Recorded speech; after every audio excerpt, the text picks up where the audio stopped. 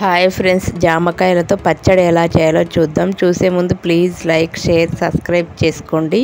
ముందుగా 2 జామకాయలు తీసుకొని ఇలా సీడ్స్ అన్నీ తీసి కట్ చేసుకొని పక్కన పెట్టుకోవాలి. ఇప్పుడు ఇవి చిన్న చిన్న ముక్కలుగా కట్ చేసుకుందాము.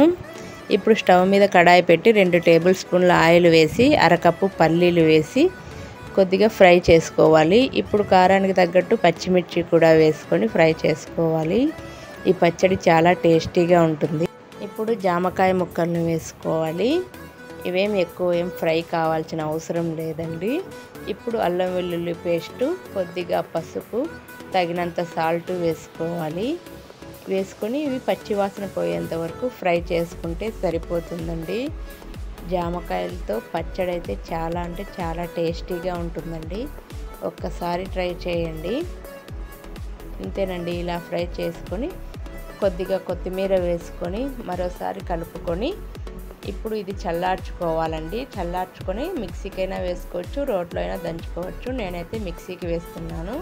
ఇలా అంతా మిక్సీ గిన్నెలోకి తీసుకొని కొద్దిగా ముందే నానబెట్టుకున్న చింతపండు కూడా వేసుకోవాలి. ఇది ఆప్షనల్, మీ ఇష్టం, వేసుకుంటే వేసుకోవచ్చు లేకపోతే లేదు.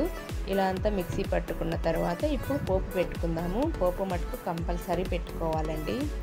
ఇప్పుడు 2 టేబుల్ స్పూన్ల ఆయిల్ వేసి వెల్లుల్లి, జీలకర్ర ఆవాలు, ఎండుమిర్చి, కరివేపాకు వేసి బాగా ఫ్రై చేసుకోవాలి. ఇలా బాగా ఫ్రై చేసుకున్నాక మనం చేసి పెట్టుకున్న పచ్చడి వేసుకొని బాగా కలపాలండి. ఇంతేనండి, ఎంతో టేస్టీగా ఉండే జామకాయల పచ్చడి ready. Please like, share, subscribe చేసుకోండి.